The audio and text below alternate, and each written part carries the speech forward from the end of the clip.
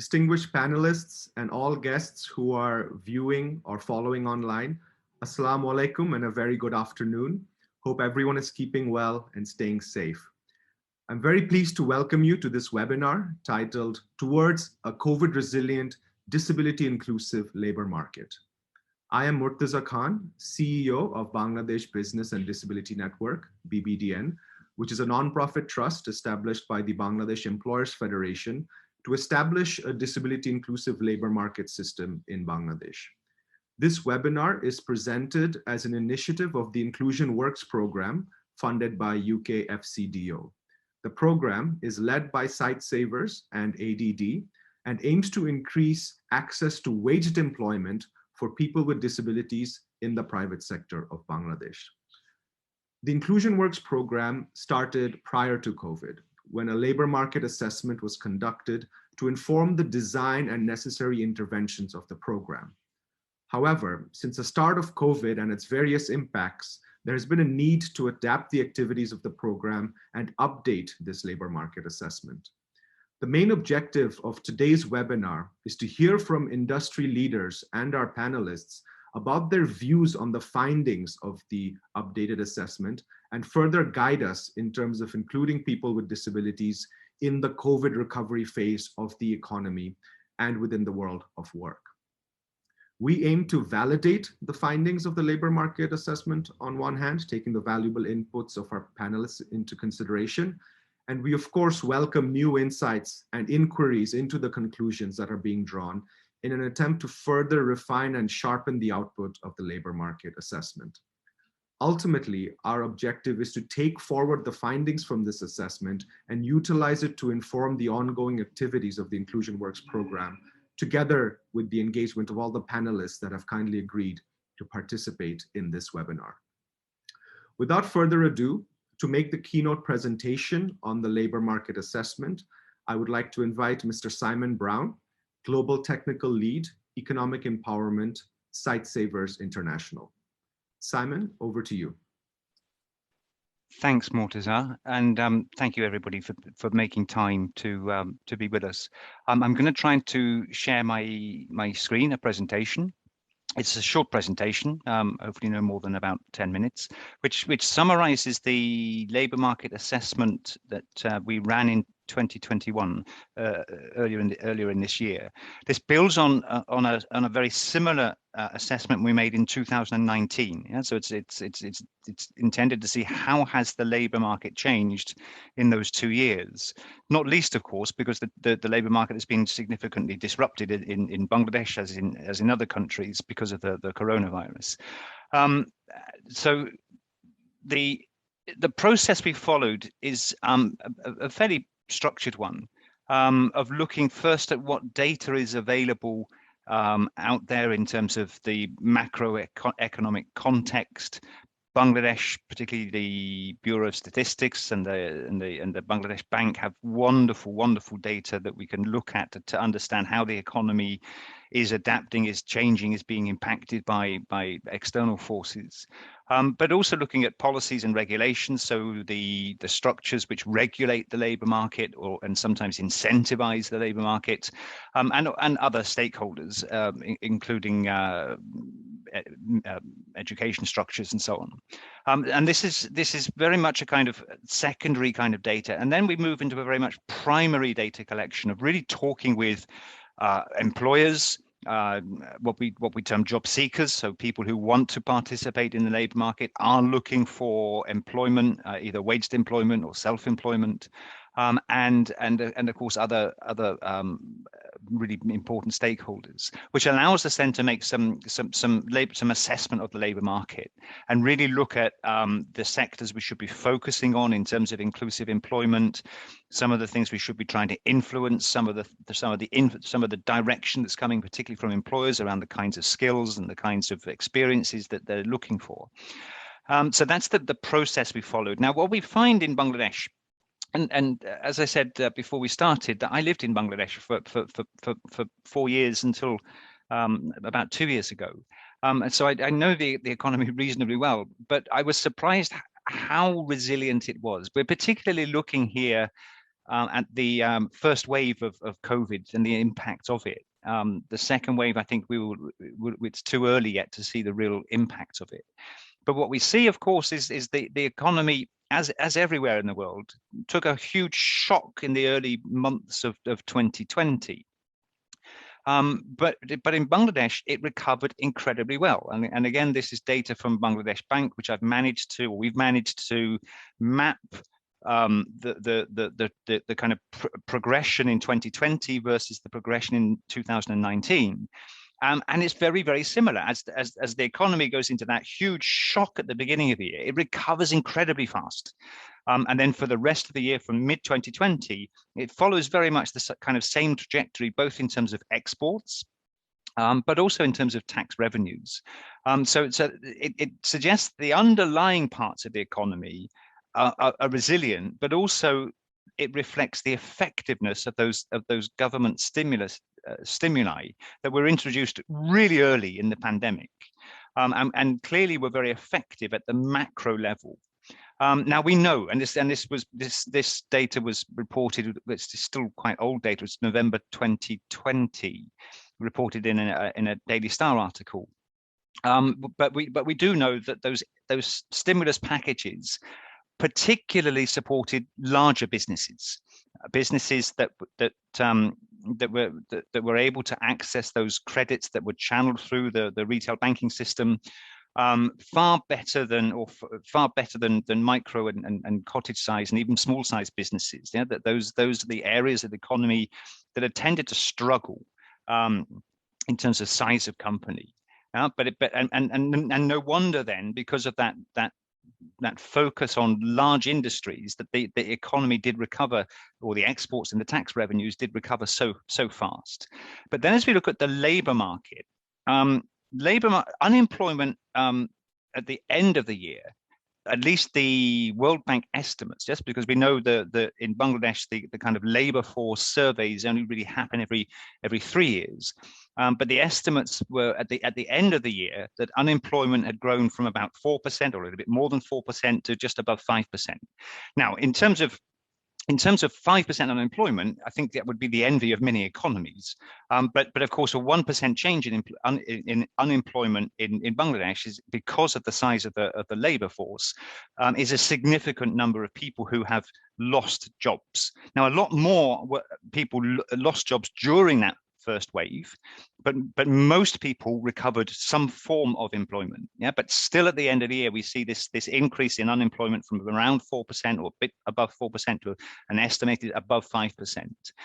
And those longer term job losses were primarily in the service sector. That the industrial sector kind of is quite balanced, and the agricultural sector actually increased. But what we see is a shift, not necessarily to high levels of unemployment, but much higher levels of underemployment, where people did find or secured additional new employment. It tended to be in agriculture or in industry, tended to be less hours of employment and therefore less income coming into the household. And therefore a shift into this kind of underemployment, yeah, and that has a significant effect on the ability for households to sustain themselves. Other areas where there's clear data is around labor migration, international labor migration, which obviously stopped in that first wave. Not only in Bangladesh, of course, but around the world, that labor migration was something that just did not really happen. And we see that dramatic stopping of it in that first wave. But again, the beginnings of the recovery in the early parts of this year, although again we're yet to see the effects of that second wave. What was really interesting is the remittances and how well they sustained themselves, or actually increased over the course of the year, and of course was incredibly important for the sustaining of households that were affected by unemployment or underemployment, and therefore able to manage their way through the year to some degree.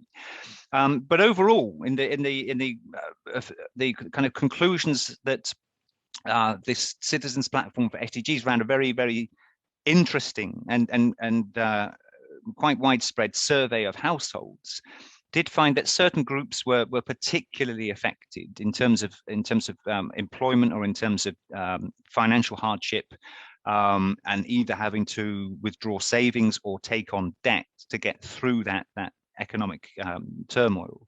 And from that, there's clearly, from the conclusions from that micro, small, and medium enterprises, people with disabilities, female-headed households, slum and chore households were the most affected across Bangladesh. And particularly there we see for people with disabilities around the loss of employment and the increase in debt, and the time it's going to take to recover from that debt on households of people with disabilities will take at least 3 years. That's so a significant impact.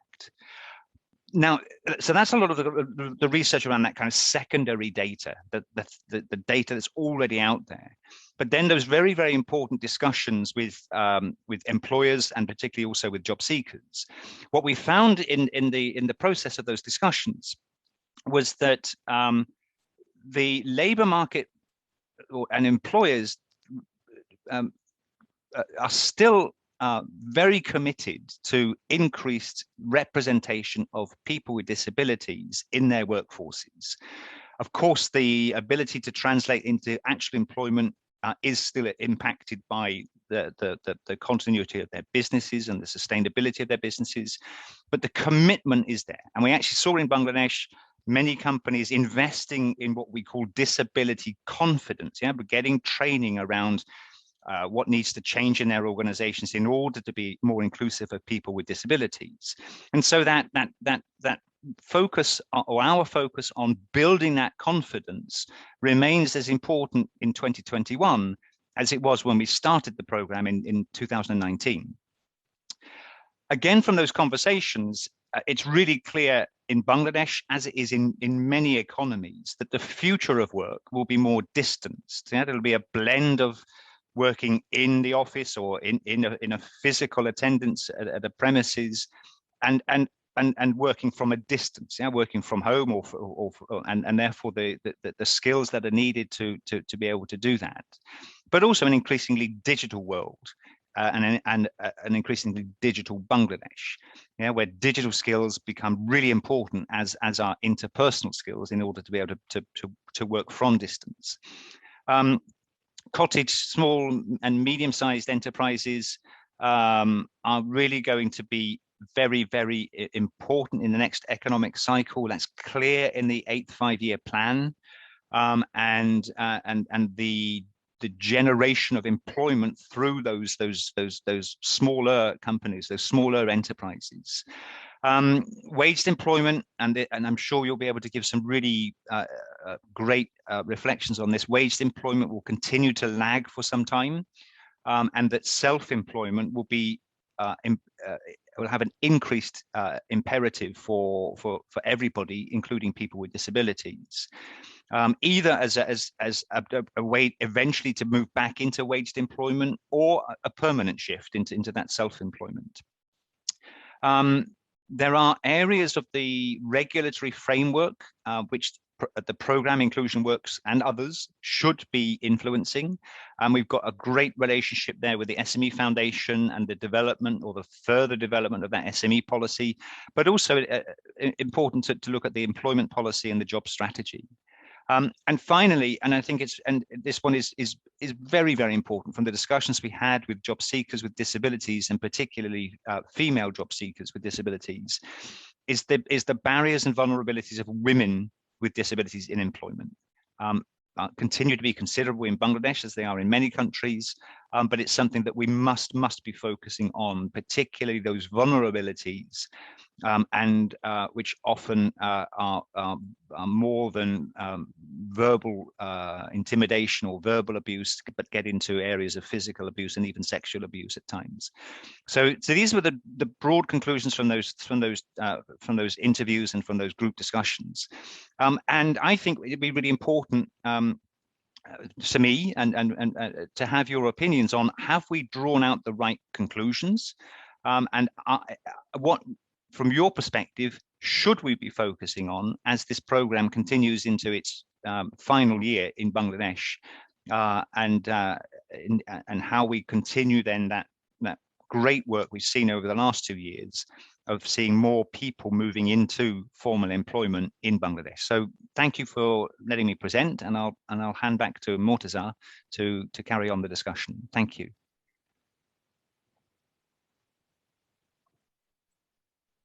So thank you, Simon, for your insightful presentation on the LMA, I think, which has captured many of the emerging trends. And of course, at this stage, we will come to our distinguished panelists for their views. We will kindly request speakers to keep within 5 minutes for their statements initially. And after all panelists have spoken, we will perhaps give a second round for any comments or further reflections based on comments that other panelists have made.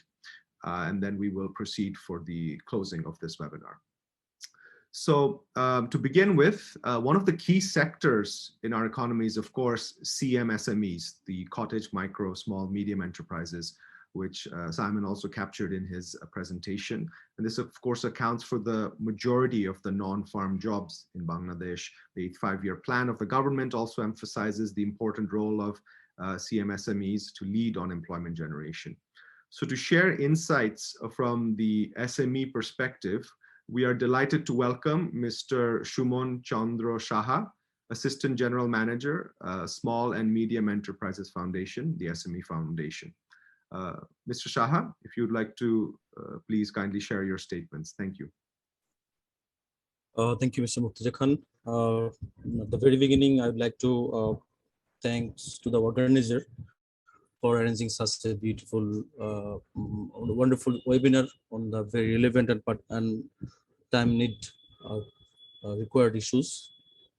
And I also like to thank Mr. Simon for his wonderful presentation, and the conclusion that what he has just shown or he has just presented us is very much relevant as per our experience as well.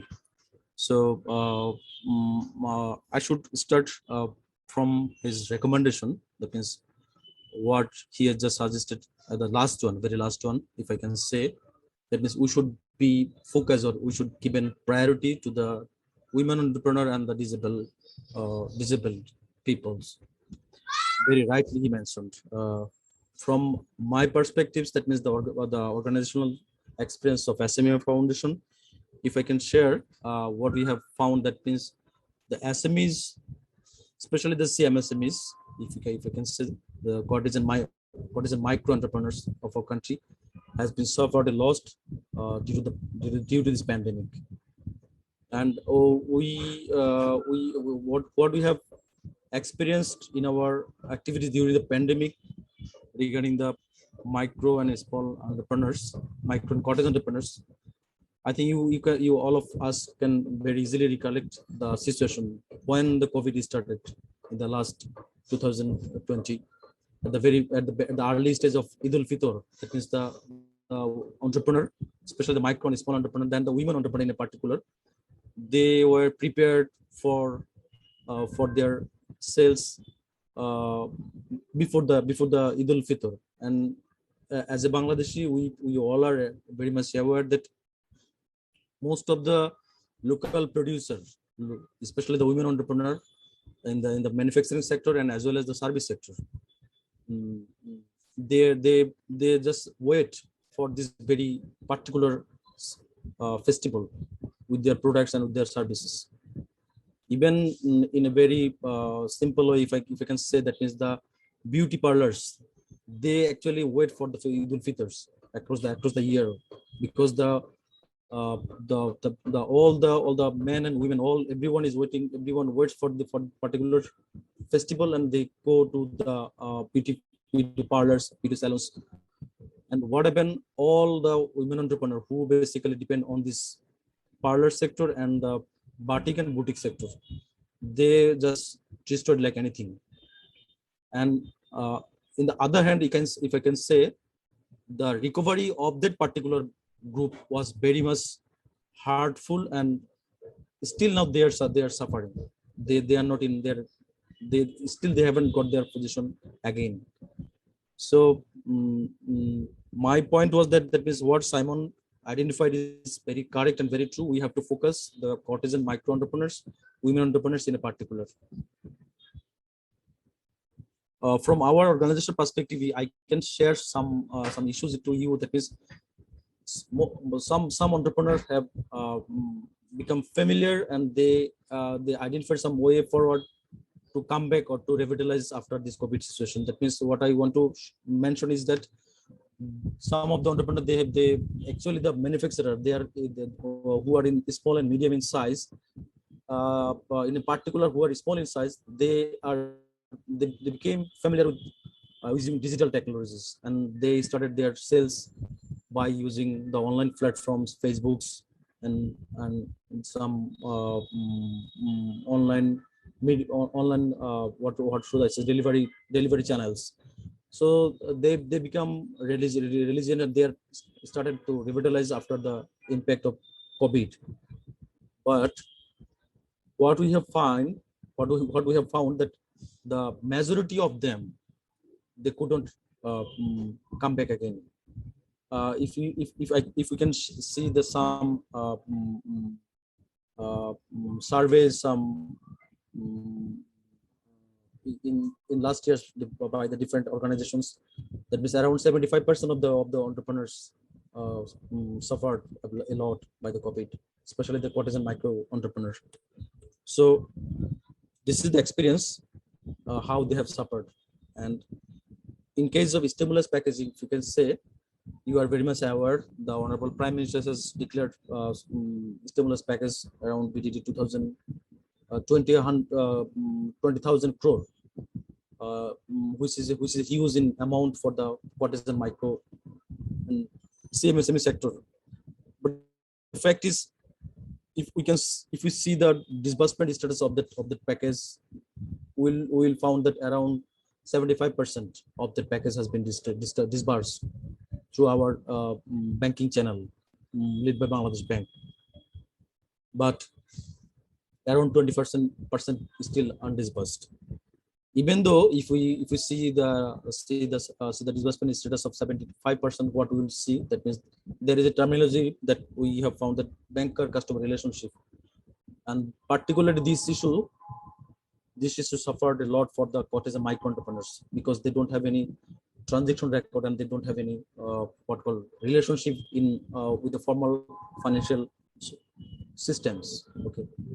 I think everybody is very much aware that is the micro and courtesan entrepreneur, they basically got fund from the informal sources, from the MFIs, from the NGOs, from multi-purposes, and some personal lending as well. So basically they don't have any transaction, they are not aware, they don't go to the banks.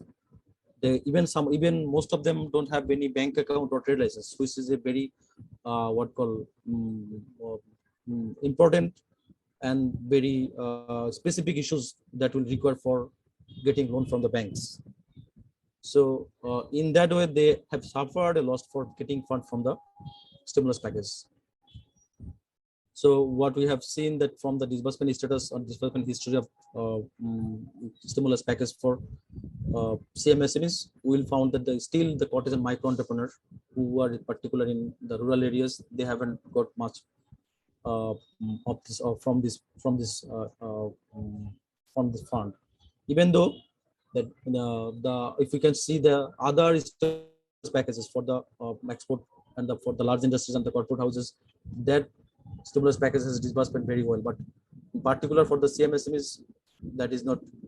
In terms of amount, 75% has been disbursed, and in terms of quality of the disbursement, we will found that the quality, that means the ultimate borrower who basically required most, especially the women entrepreneur and the micro and courtesan entrepreneur, they haven't got much.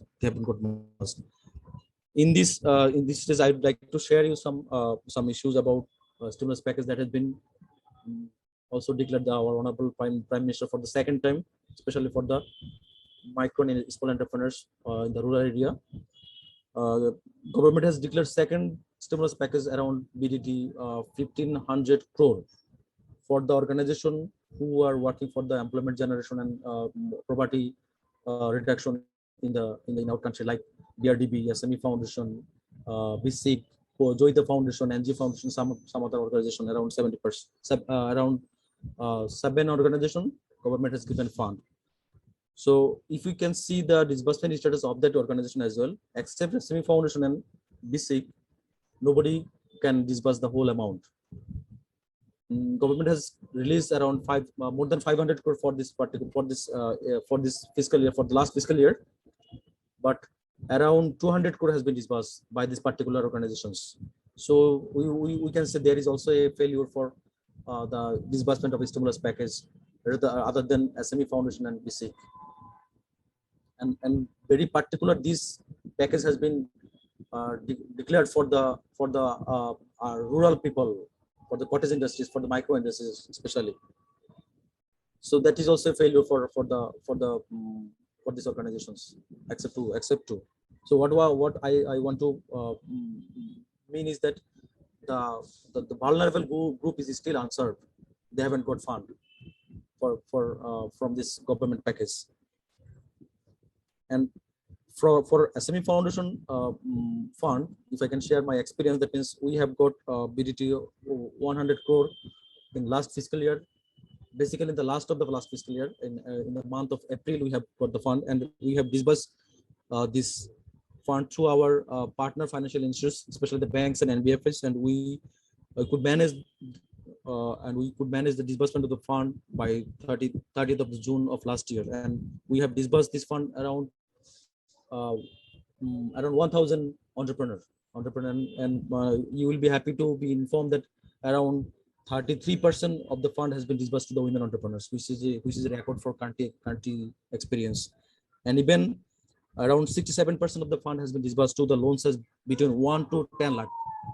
That means our focus was the micro and cottage industries, and we could manage to disburse the fund. We could manage to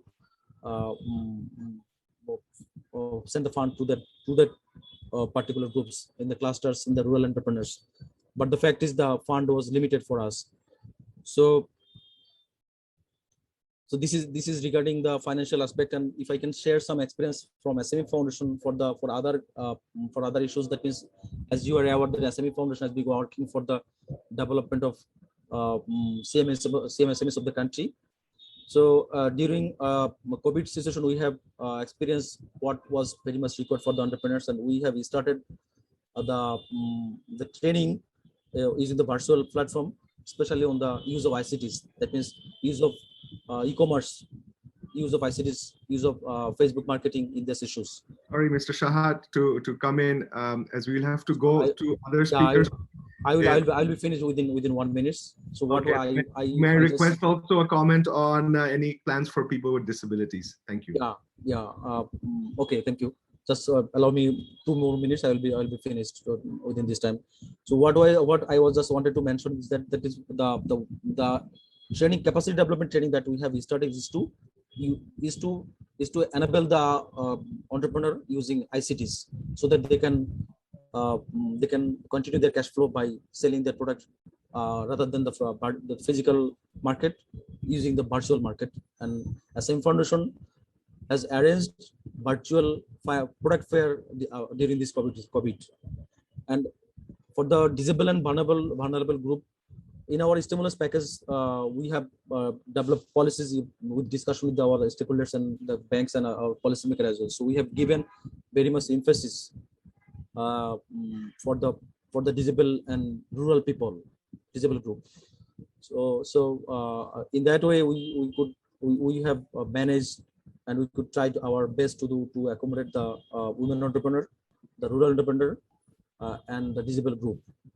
I think that's all from my side for this moment, and I will be hearing for our other colleagues, other panelists, and I'll come back if it is required again. Thank you so much for allowing me and listening me to. Sure. Thank you so much, Mr. Saha, for giving us that extensive background of the work that SME Foundation has been doing. And it's encouraging to hear that people with disabilities are now being considered as part of the policies for disbursement going forward.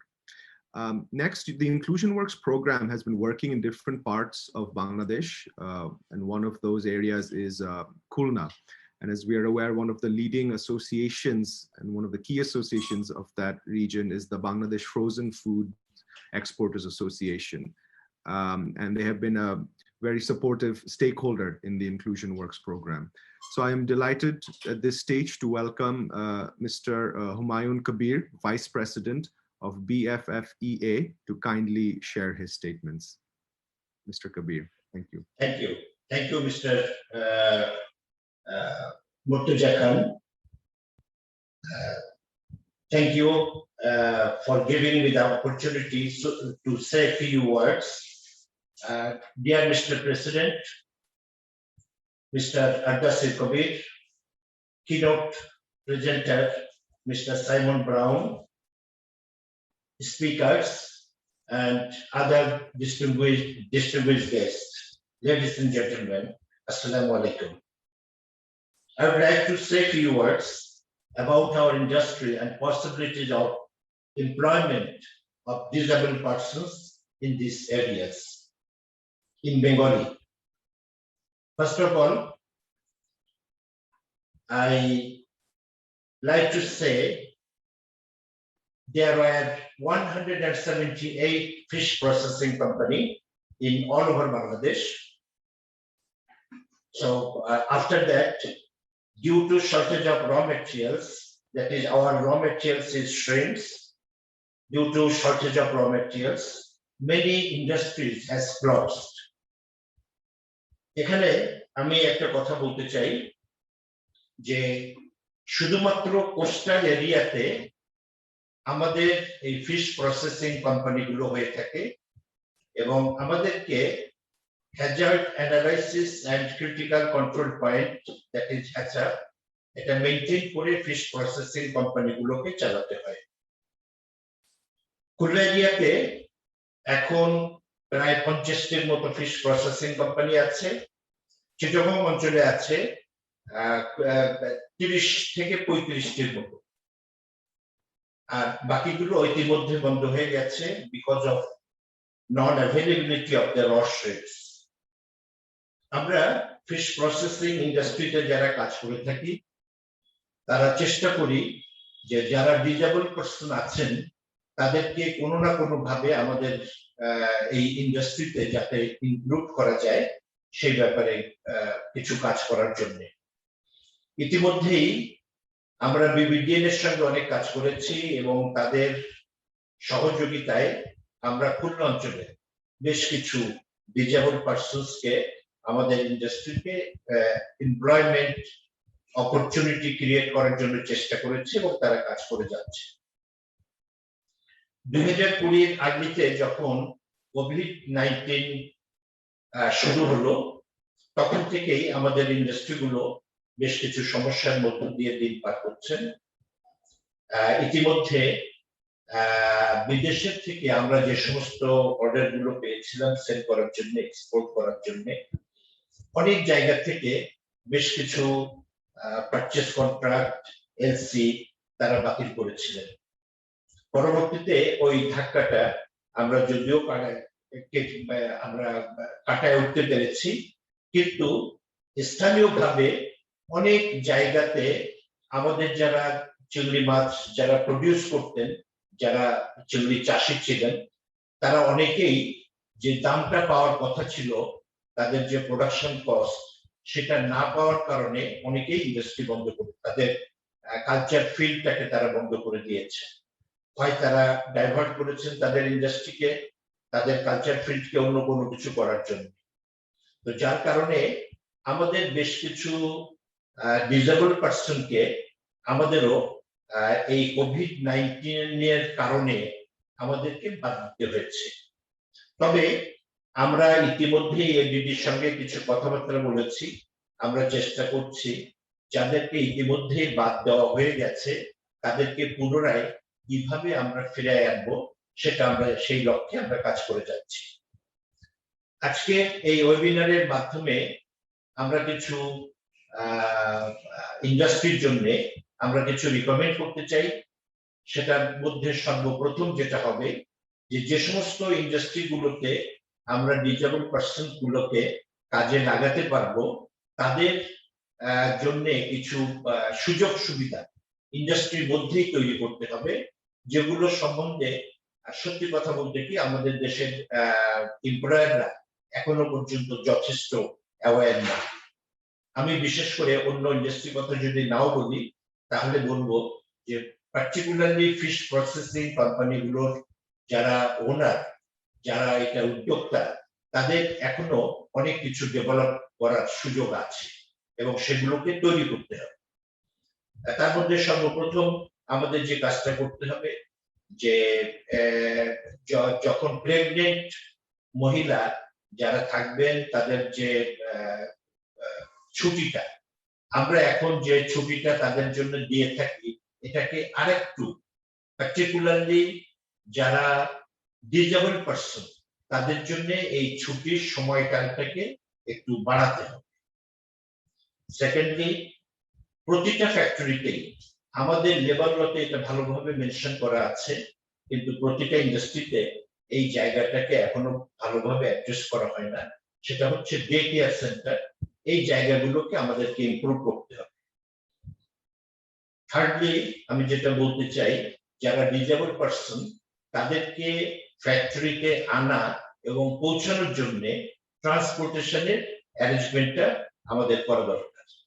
এই সমস্ত দিকগুলো যদি আমরা দেখি, তাহলে আমরা বলতে পারবো এবং বুঝতে পারবো যে আমাদের যারা আমাদের এই ভাই বোন তারা যারা ডিজেবল হয়ে গেছেন কোনো না কোনো কারণে, তাদেরকে কাজের যে জায়গাগুলো আছে ওই জায়গাগুলোতে যদি আমরা তাদের সুযোগ সুবিধাকে নিশ্চিত করতে পারি, তাহলে আমরা আরো তাদেরকে এমপ্লয়মেন্ট অপরচুনিটি তাদের জন্য ক্রিয়েট করতে পারবো। আমাদের গভর্নমেন্টকে এই বিষয়গুলোকে আরো একটু অ্যাডজাস্ট করতে হবে, তাদেরকেও কিছু সুযোগ সুবিধা এই ইন্ডাস্ট্রিগুলোর জন্য দিতে হবে। স্বাভাবিক একজন মানুষ যে কাজটুকু যতটুকু সময়ের মধ্যে করতে পারেন, একজন ডিজেবল পার্সন ওই কাজটুকু ওই সময়টুকুর মধ্যে করতে পারেন না, তার হয়তো একটু সময় বেশি লাগে। এই কারণে সবসময় দেখা যায় এমপ্লয়ারদের মধ্যে তারা একটা অনীহা কাজ করে যে আমি আমার ফ্যাক্টরিতে ডিজেবল পার্সন গুলোকে কোনোভাবেই এমপ্লয়মেন্ট অপরচুনিটির মধ্যে আনবো না। তাদেরকে যদি আমি একটু দূরে রাখতে পারি, তাহলে আমার কারখানায় আমার দক্ষতা, আমার কাজের সময়ের মধ্যে আমি যে কাজগুলোকে করতে পারবো সেটা আরো বেশি ভালো হবে। এই জায়গাগুলো যদি গভর্নমেন্ট কিছুটা অ্যাড্রেস করেন, তাদের জন্য কিছুটা সুযোগ সুবিধা তৈরি করেন এমপ্লয়ারদের জন্য, যারা এমপ্লয়ি তাদের জন্য তো করতেই হবে, এমপ্লয়ারদের জন্য যদি কিছু সুযোগ সুবিধা তৈরি করেন, তাহলে আমার মনে হয় যে যে সমস্যাটা আমাদের দেশে এখন খুব প্রকটভাবে আছে, এটাকে আমরা অচিরেই দূর করতে পারবো। তো আমি আর আমার কথা বেশি বাড়াবো না। সবাইকে ধন্যবাদ। এরকম সুন্দর একটা ইস্যু নিয়ে আমরা কাজ করছি এবং আগামীতে এটাকে যেন আরো আমরা গতিশীল করতে পারি, সেটা আহ্বান করে আমি আমার বক্তব্য এখানে শেষ করি। আল্লাহ হাফেজ। আসসালামু আলাইকুম। জি, থ্যাংক ইউ ভেরি মাচ। ধন্যবাদ কবির সাহেব আপনার সুন্দর বক্তব্যের জন্য। অনেক ভ্যালুয়েবল ইনসাইটস এবং স্টেটমেন্টস আপনি করেছেন, and I'm sure our other speakers will also pick up on some of these key recommendations from you. Thank you. Up next, we will get a slightly different and very important perspective. You know, the last few years, we have seen inspiring progress amongst multinational companies on a global level towards disability inclusion. You know, there are initiatives such as the Valuable 500, and also BBDN ourselves. We were inspired by the ILO's Global Business and Disability Network, which aims to bring together multinationals to work collaboratively on disability inclusion. Now, our next speaker is leading a multinational company in Bangladesh and also represents the foreign investors in the country. So at this stage, I would like to welcome Mr. M.H.M Fairoz, Vice President, Foreign Investors Chamber of Commerce and Industry, and Managing Director of Singer Bangladesh Limited. Thank you, Murteza. Assalamu alaikum and good afternoon, ladies and gentlemen. It's a privilege and honor to be part of this session, which seeks to employ more people with disabilities in the workforce Let me first give you a brief background of FICCI. FICCI is the apex body of foreign investors doing business in Bangladesh. The members have played an immense role in structuring the country's economy and encouraging more foreign investors to choose Bangladesh as their destination for investment. FICCI has more than 200 members representing more than 21 sectors. Bangladesh Business and Disability Network, I would rather call BBDN, which operates with the close support of BEF, is a unique network of employers and employees associations formed in collaboration with disability-focused organizations, disabled people organizations, I would rather say DPOs or NGOs, etc. We are planning a collaboration between BBDN and FICCI with common objectives. This will help BBDN and FICCI member companies to work together to achieve an inclusive environment for people with disabilities and jointly focus on eliminating the barriers through policy and regulatory framework. I understand that the main objective of today's webinar is to discuss the paradigm shift in the labor market and devise strategies for greater disability inclusion. It's very important that people with disabilities be given every opportunity to be gainfully employed. I believe the outcome of this webinar will give us a clearer understanding of the gaps in the labor market, which can then take advantage by this section of society. I wish this session all success, which will immensely benefit all of us, providing a practical roadmap for future affirmative actions and greater inclusion. Thank you for inviting me and allowing me to say a few words on behalf of FICCI. Thank you. Thank you, Mr. Fairoz, for your comments, and I think it's very encouraging to see an association such as FICCI, which has over 200 members, as you were saying, in 21 sectors, with many of the leading multinationals there who are very much, looking forward towards working with. And certainly, you can make an immense impact in the disability inclusion space. I think when employers hear from each other about this interest and this need to work on inclusion, it really helps to move the agenda forward. So very pleased to have FICCI's engagement with us. In fact, recently you gave a very impressive presentation to our FICCI board, so all the members are keen to work with BBDN, inshallah. Thank you. Thank you so much. I really appreciate that, Mr. Fairoz.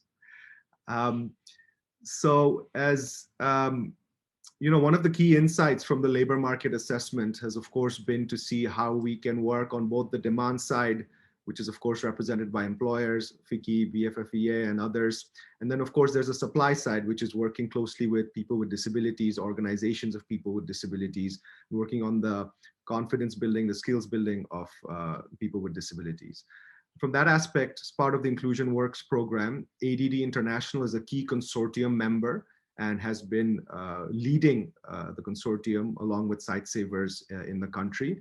So at this stage, I would like to welcome Mr. Shafiqul Islam, Country Director of ADD International, to kindly share his remarks. Thank you very much, Murteza Bhai. And also thank you very much, Simon, for presenting the highlights and also the key areas of our labor markets are very fresh. I would like to share that the disability inclusion in the formal employment sector, before we started this particular activities back in 2018, there was a situation analysis study. Just we were keen to know that what the persons with disabilities, those who have intention to join in the formal employment sector, what they are really thinking about, what is their aspiration, what is their the barriers they are feeling. So one of the key barriers, the persons with disabilities, especially the youth, those who wants to join in the formal sector, they mentioned that one of the key areas is the lack of skills. And also they equally mentioned that there are many areas and opportunities of employment, but those are far away from the areas where they are living. So the commuting every day to those employment locations is one of the key challenges many they mention, and especially the women with disabilities, those who are also intended to join in the formal sector. So it's the small 2-3 areas, but there are many other, the barriers they have also mentioned, as well as the barriers from the societal perspective. So it's not only the persons with disability themselves, but also the barriers from their family not letting them go out for any job, especially the women with disabilities, the stigma prevailing in the society, and also the less disability confidence within the employers and also in the employment sectors. So we thought that the best way to start with, one way to develop and also to support the persons with disabilities through their organization, to develop their own confidence, so that, and also providing them some of the informations about the employers, the environment of the employment, and also the workplace, and the other, providing some support to acquire the soft skills as well as some of the required hard skills, so that at least those who are interested can feel more confidence that they are now having enough understanding and their mental preparation to face the job market, which is quite open. But on the other side, we are also trying to do some work to talk with the employers. We have, unfortunately, when we fully in the process of starting this work, the COVID hit us. So we couldn't reach many of the employers in person. But we haven't stopped our work. We keep continue our work, having the lot of, the virtual sensitization trainings, meetings, providing informations, in some cases, providing informations related to disabilities, as well as some of the provisions the government has made through the Disability Rights and Protection Act in the country. So from the demand sides, it is important that the confidence building from the employers who has a lot of intention, who has a lot of good intention to employ the persons with disabilities, but also who wants to have the understanding that these people they want to employ, they also have the capacity to serve the purpose. So we talked about the HR issues, we talked about the specific skill issues, the issue of the accessibility within the workplace, and also the reasonable accommodation within the workplace. So how fixing a small light can make the life easy of a person with disability to work more easily. How fixing a table, making a ramp in the workplace, and also commuting, easy commuting system to reach every day, as well as to come back safely to their home. So those are the kind of issues, but also other big issues we talk, that is not only the employers themselves, is the huge range of the colleagues with the other employees in the working place, those who also need to change their mindset about the persons with disability, that these colleagues they are working with, having any form of disability, are equally employable, and also they deserve the same level of dignity from everyone. So that's the kind of issues we discussed at large with many of the employers. As Mr. Humayan Kabir mentioned, that we had a lot of discussions with Bangladesh Frozen Food Export Associations, and that's, he mentioned that a couple of persons with disabilities are already employed. Later on, when we did that labor market assessment in 2019, as Simon mentioned, and the refresh in 2021, there were a lot of issues Simon has already mentioned. Starts from our thinking of only considering the formal employment sectors, both in the private and public. There are issues coming, and the space are been opening, that it's not only the formal employment sector, but maybe we need to think about the other small and medium enterprise. What about the self-employment opportunities to be created for the persons, those who want to be not only employed, but economically want to be empowered as a person with disability. So there are a lot of areas. When we had that conversation with the Organization of Persons with Disabilities and also their members, so they expressed a lot of ideas. They expressed a lot of, the areas that not only the employers, but also some of the positive policy environment from the government need to be open, need to be more flexible. One such area is mentioned that how the hard skill and the soft skill opportunities, both in the private and public sectors, can be made more accessible. When we have contracted with the technical and vocational education centers in the district level, there are a lot of areas of inaccessibility. It's not only the physical infrastructure, but also the curricula, the teaching learning process from the instructors. I mean, the whole issue of making the whole process disability friendly is a big challenge, and that needs to be changed, in fact, in favor of the persons with disability, if really we want to make them to avail the opportunities of the huge infrastructure of the government. We also talked with the people, and also we get to know that the whole issue of the safe transportation to and from work and home is also a big issue, as especially, as I said, mentioned by the women with disabilities, they have already mentioned. So it's not necessarily that only the employers can provide this one, but what are the other way of making the safe transportation to and from workplace.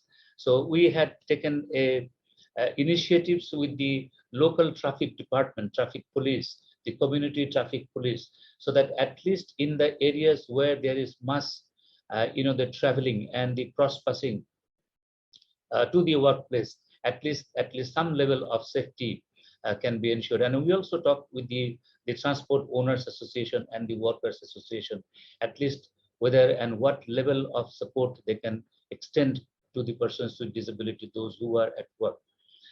But I will finish very soon. One or two more areas with regard to the self-employment and also the small and medium enterprise areas. I think that we need to change a lot of areas in the financial institutions to create that level of flexible and easy lending process with less cumbersome system for the persons with disabilities, and also less, the collateral provisions, those who wants to receive any lending provisions.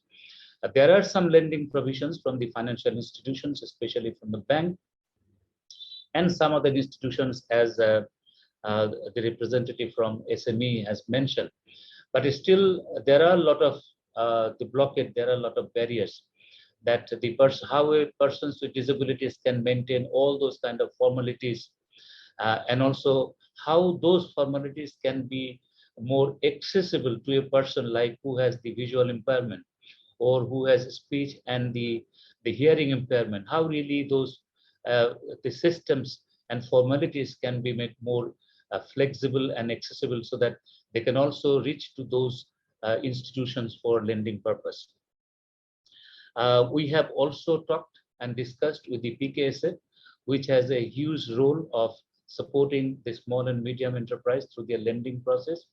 But PKSF also need to, develop more product support to the persons with disabilities, and also having some flexible lending system for the organization of persons with disabilities, if necessary, to create new provisions that how this organization can reach to PKSF lending systems, so that at least they can also start either self-employment, or they can invest some of their own income generating activities, which they have initiated as of now.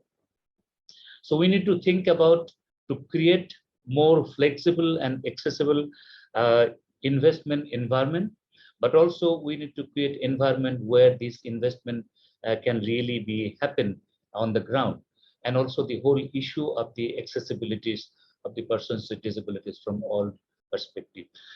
I would like to stop here now.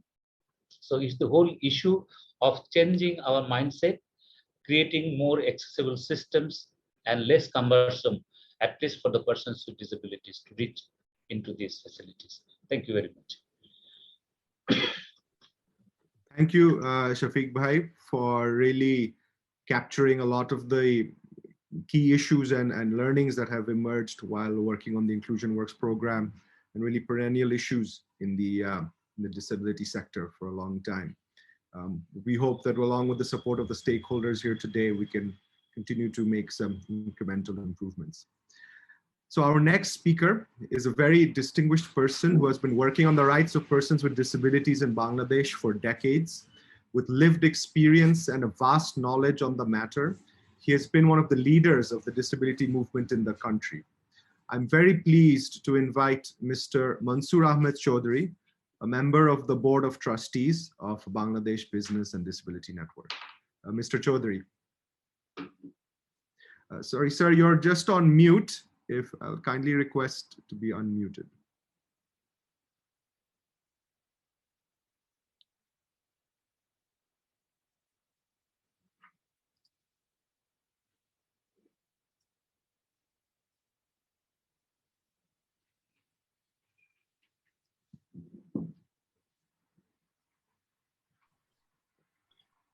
অথচ ভাই মনসুর ভাইকে কেউ বোধহয় help করার জন্য আসছে, উনি ওদের ডাকতে গেলেন। আচ্ছা, হ্যাঁ হয়তো। I think you're probably right. So we'll just wait for a few moments.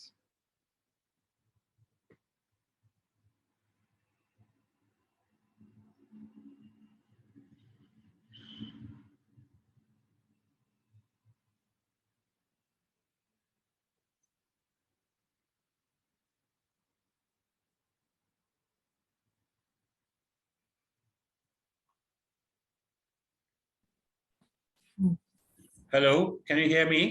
Yes, we can hear you now. Sorry, I need the technical support from my daughter-in-law. Anyway, good afternoon, ladies and gentlemen. Thank you very much, Mr. Khan, for organizing this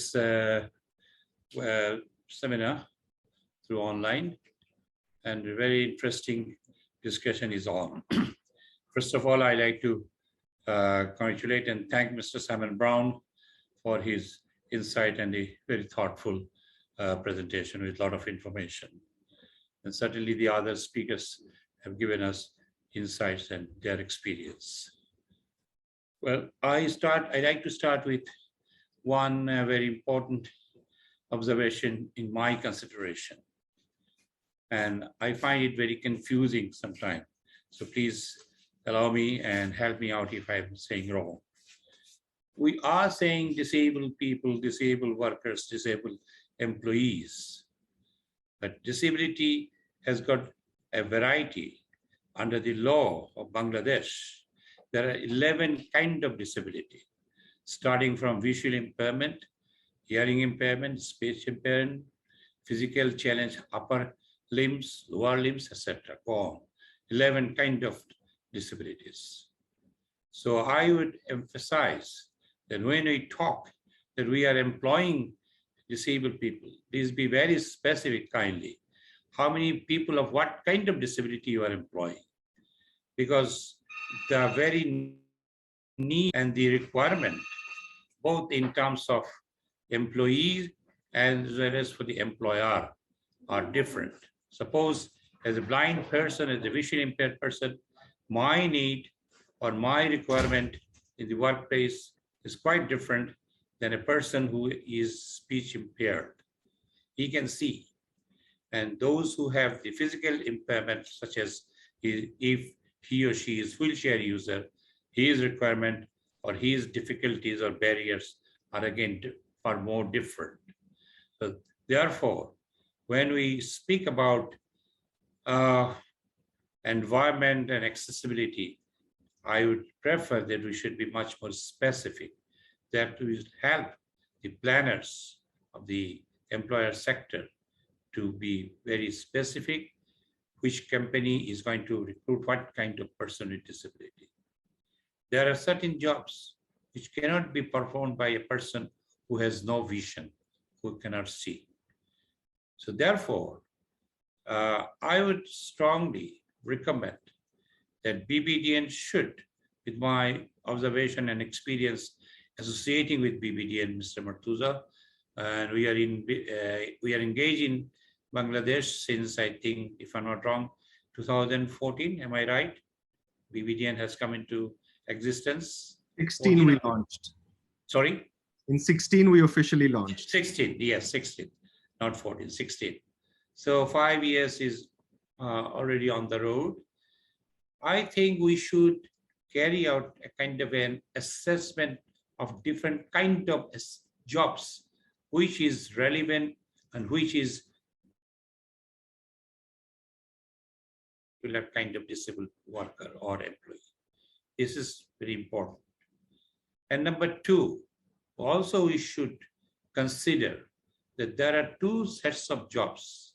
There are blue collar jobs on the floor, and there are white collar jobs. There are a lot of disabled people whom I have come across or whom you know very well, are there having university graduation degree or master's degree.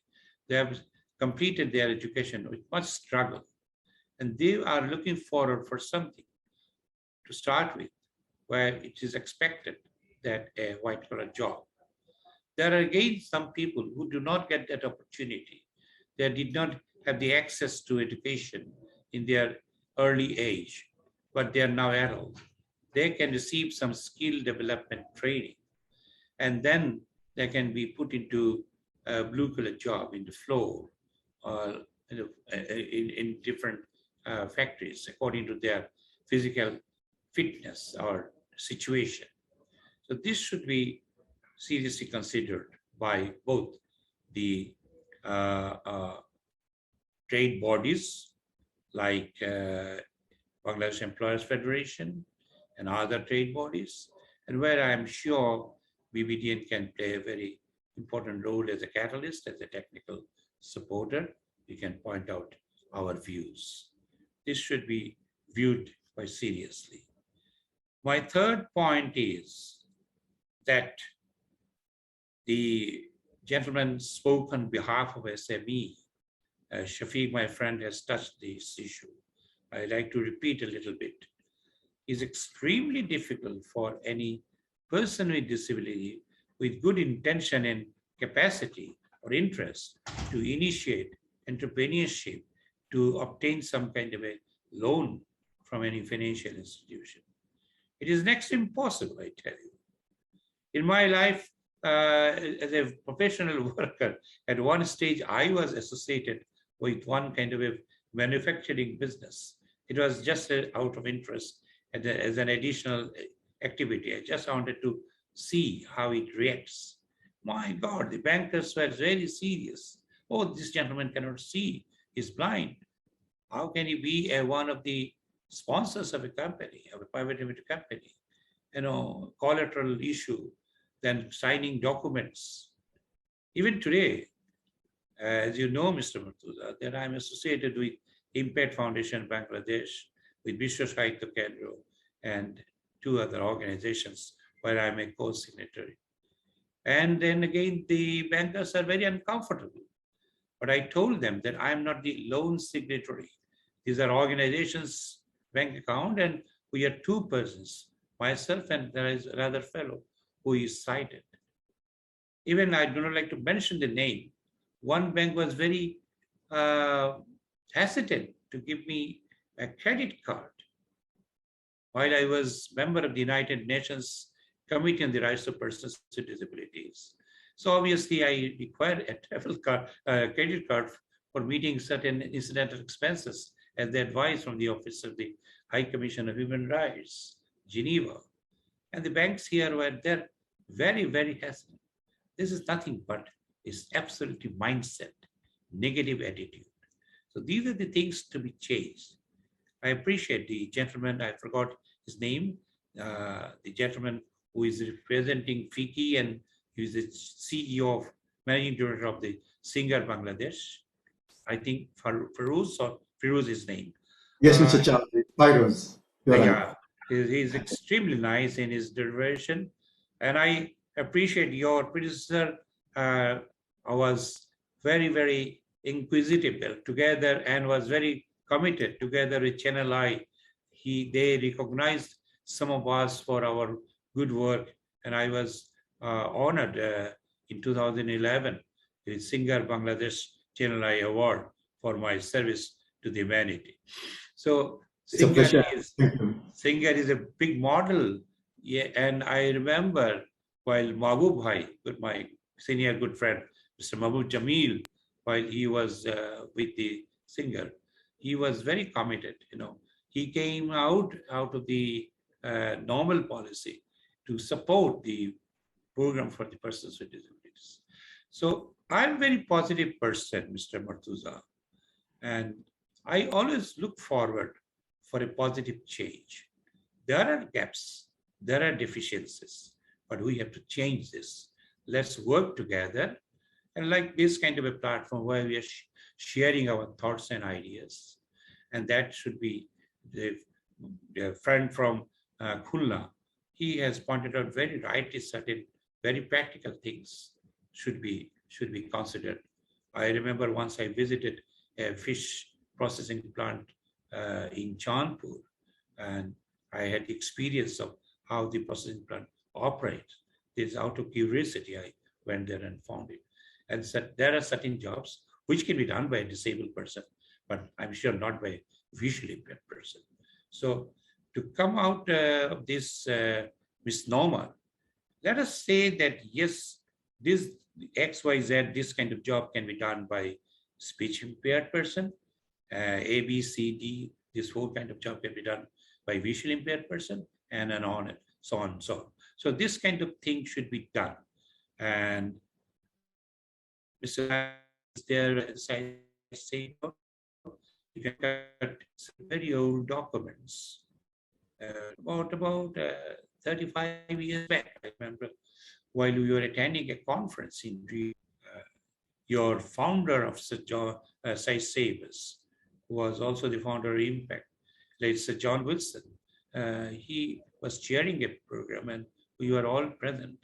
And there was somebody came out with a very long survey, might be this from ILO, that the list of works to be performed by different sets of different categories of persons with disability is very important. Now, for example, in 1993, the very first one visually impaired lady whom I employed or got into the job, a switchboard operator at the Helen Keller International Country Program Dhaka office. Following that example, UNICEF set up someone at their office. But nowadays, technology is so much changed. You don't need such kind of a demanding switchboard operator. It is auto changes. You need a smart receptionist. Why not? A disabled person cannot perform it. He can, she can do it. Maybe a person sitting on a wheelchair, she can be a receptionist. Depends how the employer, you look at this. So attitude is a very important thing. And if we want to change the attitude, we should create that example and we should repeat this again and again to different parts of the society. It is our responsibility. We all are the citizens of Bangladesh. We owe our gratitude to this state. This society has given us the opportunity to get best education. We are engaging ourselves. We are enjoying the fruit, and we owe our debt to the society to pay back.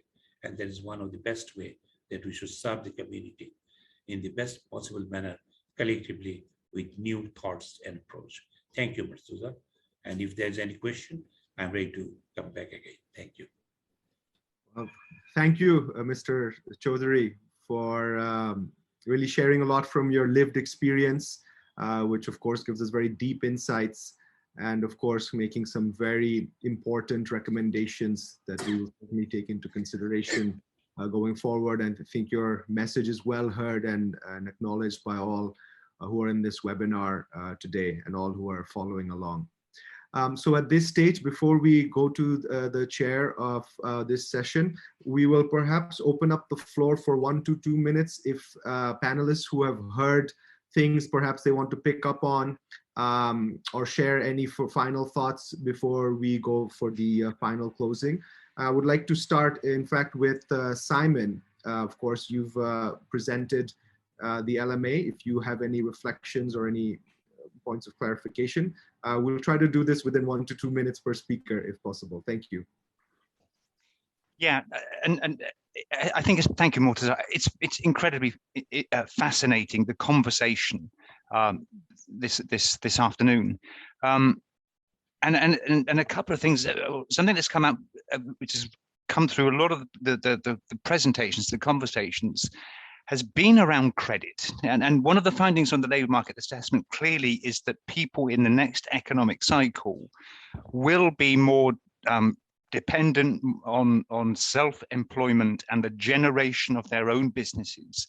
We do see in enterprises, in companies, there is that energy to employ people with disabilities, but still we're going to have a much bigger focus on small and medium enterprises and people starting their own enterprise.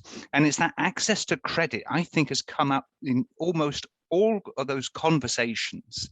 And I think that this is a really important one that we have to focus on within the SME Foundation, but also in influencing a lot of the retail banks around opening up credit for people with disabilities. It's not something that's unique to Bangladesh. We see it in many different contexts, and we're just starting a research, hopefully very soon, in Kenya around this. As part of the same program, but I think this is fundamental. If people with disabilities are to become job creators as much as job seekers, then access to credit is an imperative. But I also would like to reflect on there is an energy, clearly an energy in the presenters and in the economy to be more inclusive. We've seen even during the pandemic, people from our program being able to secure jobs in many of the sectors that are presented here. But we need to continue that. But it's great to see that energy, and I think there's a very positive future if we can keep this message very much prominent, that people with disabilities are as Mr. Choudhuri said, are equally competent to do many of the jobs that will become available in Bangladesh. So very positive, and thank you again for all of the conversation and the presentation. I think it's been very insightful. Thanks, Murteza. Thanks, Simon. And on that note, with the access to credit issue, in fact, Mr. Saha was writing in the message, it's a very practical side. So Mr. Saha from SME Foundation, if you have any final reflections or thoughts to share. Thank you for allowing me for second time. Actually, I will not very much repeat, and I will not take too much time. Again, what I'm just giving emphasis, that means the conclusion by Mr. Simon. He has mentioned that there should be a transformation. That means being from the employee to being an same self-employed person. So that will be one strategy for us. And at the same time, there will be another strategy that could be, that means getting enabled. That means enabling or becoming familiar with using digital technologies. So using ICT equipment, so that the disabled people as well as the common employers in the same SME sector, they could be very much familiar with ICT and digital technologies, because nowadays the post-COVID or the new normal will be using this ICT equipment or something like that. And I really appreciate that what Mr. Monsur Choudhuri shared from his experience. That is very much true. And in the same time, I will also give emphasis on the recommendation of Mr. Simon. That means we have to redesign or revise our policy mechanism. Because under the current policy, that means what a person will require for getting a loan. That means that Mr. Choudhuri has mentioned very rightly and very simply. You must need a trade license. You must have a bank account. There will be no alternative.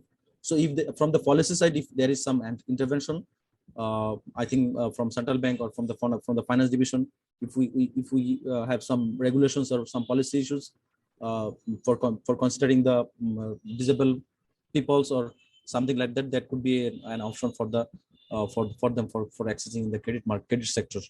And at the same time, I'd like to say that the topic that we are discussing is very much relevant. So from my side, I'm concluding here by giving thanks for everybody and for allowing me to say something in this panel. Thank you so much. Thank you very much, Mr. Saha. Next, I would like to come to Mr. Humayan Kabir. Sir, আপনার যদি বাকি কোনো বক্তব্য থাকে after hearing from all the speakers. Thank you. না, ধন্যবাদ। অত্যন্ত সুন্দরভাবে সবাই বলেছেন। রিকমেন্ডেশনস গুলো এসছে, এটা অনেক এইগুলোকে যদি আমরা সামনে নিয়ে আগামীতে কাজ করতে পারি, তাহলে নিশ্চয়ই আমরা আমাদের এই যে সমস্ত ভাই বোনেরা আছেন তাদেরকে আরো সুন্দর একটা পৃথিবী আমরা তাদেরকে দিতে পারবো। এবং এটাই আমরা চাই। আমরাও বাংলাদেশ ফ্রোজেন ফুড এক্সপোর্টার্স অ্যাসোসিয়েশনের যে সমস্ত সদস্য প্রতিষ্ঠানগুলো আছে তাদের মাঝে এই কথাটাকে আরো বেশি বেশি করে যাতে আমরা ছড়ায় দিতে পারি, সেই লক্ষ্যে আমরা কাজ করব ইনশাআল্লাহ। আমরা সকলেই সুন্দর একটা পৃথিবীতে বসবাস করতে চাই। সবাইকে ধন্যবাদ। জি, ধন্যবাদ কবির সাহেব আপনার স্টেটমেন্টস এর জন্য। Mr. Fairoz, I'll come back to you after hearing the deliberations and seeing some connection also with Mr. Choudhuri and Singh. Interesting connection there. Any reflections from your side? Thank you, Murteza. I think almost every speaker, they voiced out, and there are many good ideas. So that certainly, I think, I'm not talking now only on the FICCI. Going forward, I think we need to put all these ideas into a main framework and to prioritize. And especially to convince the employers, right? What benefit they could do. I mean, it's not an easy task. So I believe with the support of all the gentlemen who are here and with the main framework, I believe we could go to the next level. Certainly from FICCI, I mean, just for example, just coming back to the company that I work, Singer, we are into verge of putting up a huge investment, right? Now, after your presentation at FICCI meeting, right, now I got in touch with my project director and I said, have you considered, so that something gave me a sort of which I never thought. The same way, I think as we keep on more and more convincing the top, I'm not talking about the private sector, in total, I'm sure people will, they'll be happy to support. And the final point is, Murteza, I mean, in fact, Rupal Appa also mentioned, the government also is giving incentives, right? If you have 10% of the workforce, 5%, which I believe to start 10% of your workforce to have this, I believe it's too much. Maybe we need to start in a small way, and then we can move up. Thank you. Thank you very much, Mr. Fairoz. And good to hear that from the presentation already, it's leading to some onward action, and highly appreciate your recommendation about the main framework and connecting to the top. We look forward to FICCI's support to take this forward. Mr. Shafiqul Islam, bhai, anything to share from your side after hearing the comments? No, I think many of these things has already been discussed, but still I think that might be we need to work more to unpack the government's declared tax incentive for employment of the persons with disabilities. I mean, we need to know more modalities of this, and also how really this tax incentive be implemented. And how, I mean, there are more clarity required for these particular areas. That's one particular area, I think, for the policy influencing point of view. We pick up this one to talk to the relevant departments. And the other one is that how really we can help the persons with, especially the potential job seekers, to acquire the more ICT knowledge, because the COVID has created a new dimension of our work. and also more technical and mechanization is coming. So I think they need to develop this kind of hard skills as well as the soft skills for competing in the open job market equally like the other.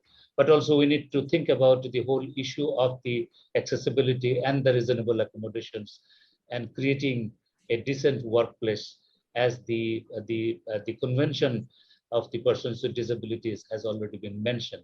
So we need to ensure that the decent workplace is very, very important, as well as the environment where and with whom the persons with disability will be working. They also need equal kind of dignity as respect to the persons with disability. It's not a charity, it's the rights that they want to, we should provide them, both from the private as well as from the public sector. So that's something we will work together in future. Thank you very much. Thank you, Shafiq Bhai, for your enlightening words. And finally, we'll come back to Mr. Monsur Ahmed Choudhuri, if you have any. Well, thank you. Can you hear me? Yes, we can hear you. Okay. Yes, I want to be very specific with two recommendations. Number one, BBDN may consider, after this discussion today, to initiate a plan, a proposal in consultation with the leading trade bodies of the country to prepare a proposal to bring up to the central bank, the Bangladesh bank governor, as well as to the Ministry of Finance, to create financial loan for persons with disabilities for obtaining self-employment scheme under differential interest rate, DIR. In this respect, the examples of Indian government and Indian economy can be considered. It was done there long ago. So we may start thinking about it. And number two, my very strong another recommendation is that we should try to develop another proposal asking the government to introduce tax exemption provision by the NBR through their next financial year plan, which is the budget for 2022-23. There should be a tax exemption which will allow large corporate houses to give fund to a particular body. Maybe it is Bangladesh Employers Federation and BBN together. Then that fund will create opportunity for self-employment for persons with disabilities in Bangladesh. My friends, in this country, there is highly competitive labor market and huge number of people are unemployed who are otherwise physically fit. For them, the job is very difficult to find out. And on top of that, job for person with disability is more difficult. So we should give first thrust or emphasis for creating self-employment for persons with disabilities according to their disability and their situation. And then another set of people may go into open employment in industries or factories. Thank you, Murteza. Thank you very much, Mr. Choudhuri, for your recommendations. So, ladies and gentlemen, we have come to the conclusion of our webinar. At this stage, as you may be aware, BBDN is in fact a non-profit trust that was established by the BEF, the Employers Federation, to build up a disability inclusive labor market system in Bangladesh. And of course, BBDN and BEF work very closely together to take this objective forward. At this stage, I'm pleased to invite Trustee of BBDN and of course the President of the Bangladesh Employers Federation, Mr. Ardashir Kabir, to kindly share his views on the proceedings today. Mr. Kabir. Murteza, thank you very much. But before I fulfill my duties as the chair, there's one statement by Mr. Monsur Ahmed Choudhuri which struck me, which I want to link up and bring to our esteemed friend Fairoz's view, which is that when he mentioned that, the Act, we have a Disability Act, and it lists 11 different kinds of disabilities. Now, when you speak to your project director, Fairoz, it may be worth pointing out to him that there are 11 different kinds of disabilities. So that I just wanted, I don't want to dwell on that because Mr. Choudhuri is an expert on that, and we can always follow this up later. So without any further wastage of time, I'll now move on and put on my hat as the chair, and may I just start? Well, good afternoon, ladies and gentlemen. Assalamu alaikum, and thank you to everyone for joining and watching today, whoever has participated. As usual, it's been an insightful webinar with a lot of valuable inputs from all participants. The Bangladesh Employers Federation is committed to support initiatives that can enable the establishment of a more disability-inclusive labour market, which in fact prompted BEF, along with the support of the ILO, to establish Bangladesh Business and Disability Network in the first place. We are encouraged by the participation of so many different key stakeholders in today's webinar especially. Although the inclusion of people with disabilities has often been overlooked in national and international development initiatives in the past, there seems to be now a commendable change starting more recently. Perhaps the personal effect of the COVID pandemic on individuals who had lost touch with their own emotions may have something to do with it. Now, today's participation in this discussion is another testament to the efforts in growing awareness of the issue, especially amongst the business community. One of the gaps identified in the labor market is on the disability confidence of employers and employment readiness, which a number of panelists mentioned, and the self-confidence of job seekers themselves.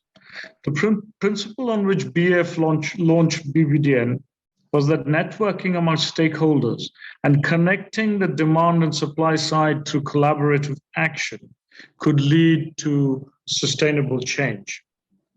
I believe this finding of the study further validates the need for both sides of the labor market to work much more closely together, which has also been a key focus of the Inclusion Works program. We will seek the support of all organizations that are participating in this webinar, and of course, others who we are in contact with already, to take these initiatives forward with your members and your constituents, so that we can support employers to continue building their disability confidence by connecting them to the right expertise, while also systematically including people with disabilities in skills building initiatives to enable them to effectively participate in the current job market. I mean, in the past few years, BBDN has already built up a degree of expertise. We have built up a degree of, what is more important, build up a degree of experience. So we would request those who are employers, and we will contact them directly in the future to, help us disseminate this experience that we have acquired. Now, to incentivize the private sector, the government, as we all know, has announced a 5% tax rebate for 10% inclusion of people with disabilities in the workforce. But, while it has already been pointed out that 10% is difficult to reach at once, over time, a concerted effort can be made towards that target. Maybe the time has come when we must approach the government that, look, we need a slab system to gradually realize 10% inclusion. I mean, if someone has 5,000 workers and you ask them to make space for 500 workers until they get this incentive, it will take a long, long time. So I think this is something that we must concentrate on. The other challenge with achieving 10% inclusion is, of course, the supply of sufficiently skilled candidates. And that will come up with, the NSDA and the National Skills Development, with TVET and whatever else that we are involved in. Now, this applies to blue-collar jobs as well as to white-collar jobs, including those requiring digital and interpersonal skills. At present, there's a 5% quota for inclusion of people with disabilities in TVET, which is not being sufficiently met. However, all large-scale skills building programs that are being implemented by the government with the support of development partners does include targets for trainees with disabilities. Private TVET initiatives, I'm sure you're all familiar with TVET, which is the technical education training initiatives, also increasingly appear to have inclusion targets as well, which is most encouraging. Organizations of people with disabilities, NGOs and other relevant stakeholders working closely with the TVET sector must try and ensure that people with disabilities are motivated and mobilized to avail the skills building opportunities while providing the necessary capacity building support to the training providers. I'm very pleased to hear that the SME Foundation is represented today. And not only here, I actually saw that there was a massive input from there, given the fact that CMSMEs will likely be even more relevant for employment in the economic cycle starting from 2021. A large portion of the workforce is employed by CMSMEs as a key driver for job creation. I appreciate the fact that there is a distinction between the formal sector and the informal sector. And this creates its own problems, which have been mentioned. But this is something we have to bear in mind. And in the 8th five-year plan of the government also, CMSMEs are emphasized as a key driver for job creation. The government has also mobilized a stimulus package to support CMSMEs, and we call on the SME Foundation well, I don't think we need to call on them. I think they're more than aware of this, to include people with disabilities in their COVID recovery phase through systematic inclusion within the SME policy. I mean, this is slightly different from what has been said before. I mean, our point is to include it formally and systematically within the SME policy, so that whenever any discussion on SMEs occurs, then people with disabilities are automatically included.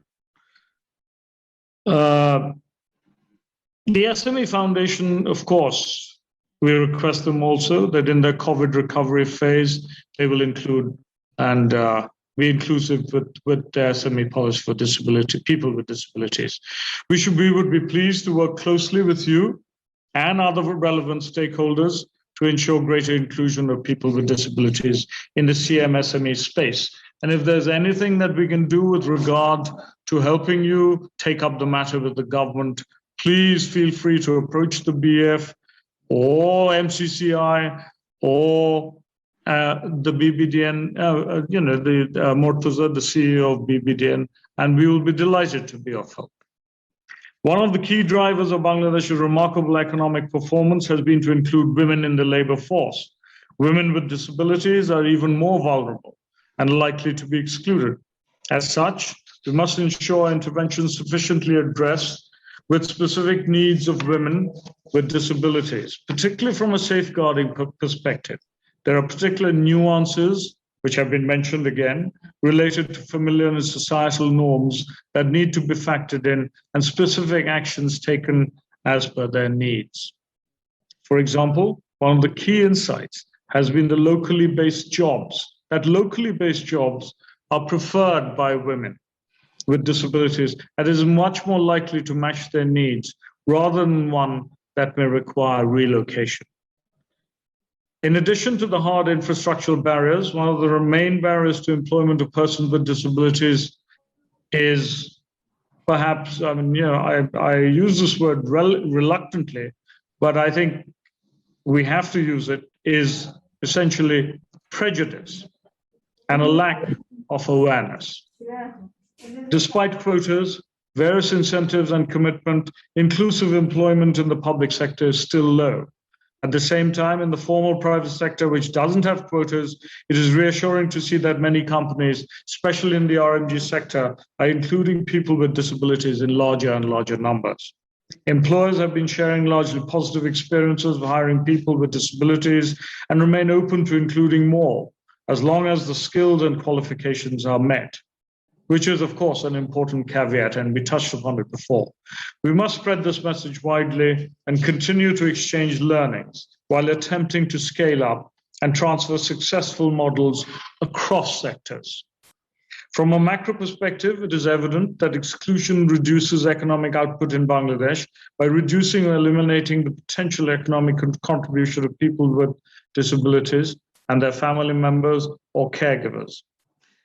Economic productivity by failing to include almost 10% of the population into the productive workforce, lost education opportunities, and costs associated with carers resulted in approximately $1.2 billion worth of lost income every year. In light of the prevailing situation, I call on all panelists present today, all business association chambers of the country, all those who have joined us and are in a position to influence matters, to work together in facilitating greater inclusion of persons with disabilities in the workforce. As business leaders and spokespersons of our organizations, it is our duty to convince and educate our members to become disability-confident organizations. At the same time, we need to focus on building skills and developing the capacity of persons with disabilities so that they can themselves become vectors of change.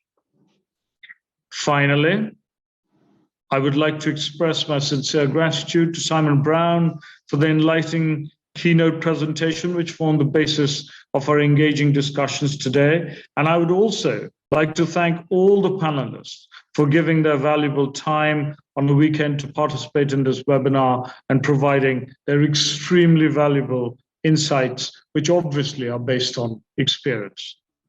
We look forward to working together and taking action on what we've discussed today. Please stay safe, stay well, and thank you all for joining us.